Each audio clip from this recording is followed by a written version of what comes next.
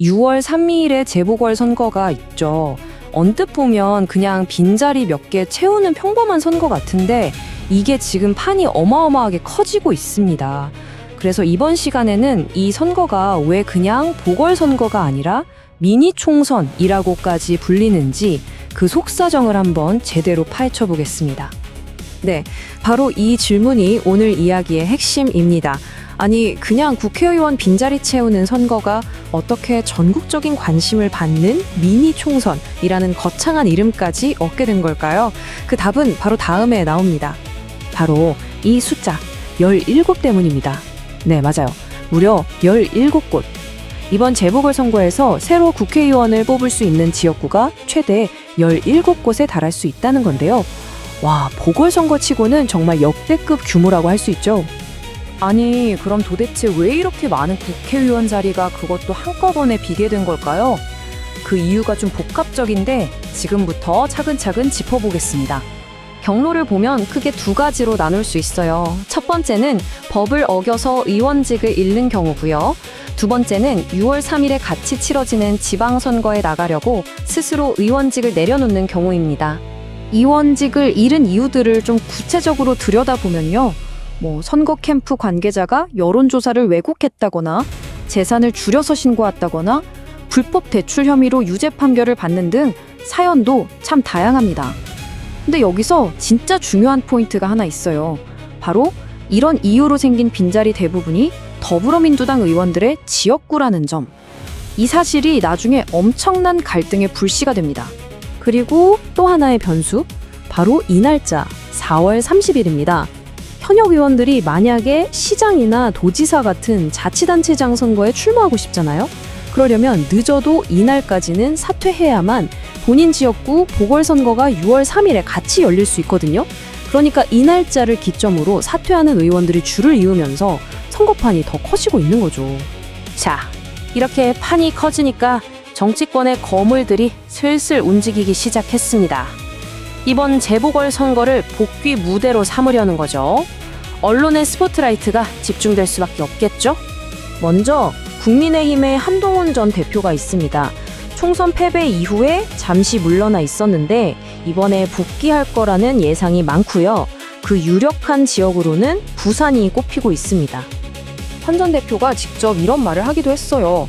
부산에 대한 애정과 발전 목표를 언급하면서 사실상 부산 출마 의지를 내비친 건데요. 이분이 돌아오는 것만으로도 선거에 아주 큰 변수가 될 겁니다. 다음은 조국혁신당의 조국 대표입니다. 워낙 정치적으로 논란의 중심에 있는 인물이죠. 조 대표는 보수세가 강한 이른바 험지 출마를 생각하고 있다고 해요. 구체적으로는 경기도 평택이나 하남 같은 곳들이 거론되고 있습니다. 조 대표의 이 말을 들어보면 전략이 딱 보이죠. 일부러 어려운 지역에 가서 정면으로 승부를 보겠다, 이런 계상인 겁니다. 이처럼 거물급 인사들이 어디에 출마하느냐, 그 움직임 하나하나가 선거 전체 판도를 뒤흔들고 있습니다. 자, 그럼 이제 이번 선거의 가장 뜨거운 감자라고 할 수 있죠. 바로 각 당의 공천 전략, 그리고 그 때문에 벌어지는 갈등을 한번 살펴보겠습니다. 이 갈등을 이해하려면 먼저 귀책 사유라는 말을 꼭 알아야 합니다. 이게 뭐냐면 어떤 정당 소속 의원의 잘못 때문에 보궐선거가 열리게 되면 그 책임이 해당 정당에 있다는 뜻의 정치 용어거든요. 바로 이 문제 때문에 지금 시끌시끌한 겁니다. 이 화면이 지금 갈등의 핵심을 아주 잘 보여주는데요. 조국 혁신당은 민주당한테 당신들 잘못으로 선거 다시 하는 거니까 그 지역구에는 후보 내지 마라, 이렇게 요구하고 있는 거고요. 반면에 민주당은 무슨 소리냐, 우리는 원칙대로 모든 지역에 후보를 낸다, 이러면서 한치도 물러서지 않고 팽팽하게 맞서고 있는 상황입니다. 조국 혁신당뿐만 아니라 국민의힘도 비슷한 목소리를 내고 있어요. 자기들 잘못 때문에 다시 선거 치르게 됐는데 아무 일 없었다는 듯이 또 후보를 내는 건 유권자에 대한 도리가 아니다, 이러면서 민주당이 정치적 책임을 져야 한다고 압박하는 거죠. 하지만 민주당의 입장은 아주 단호합니다.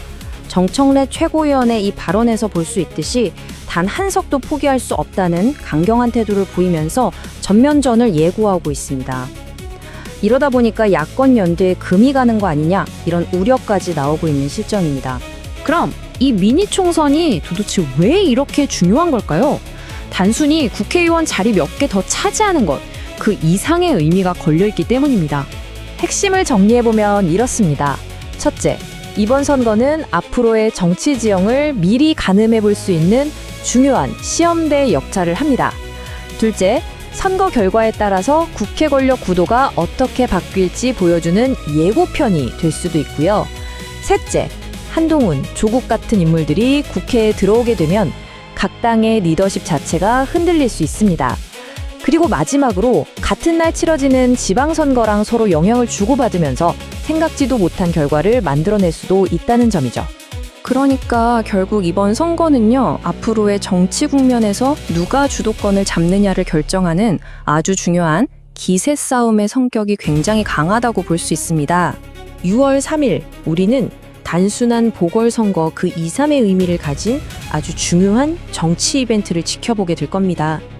과연 그 결과가 앞으로 우리나라 정치에 어떤 파장을 몰고 올지 우리 모두 관심을 가지고 지켜봐야겠습니다.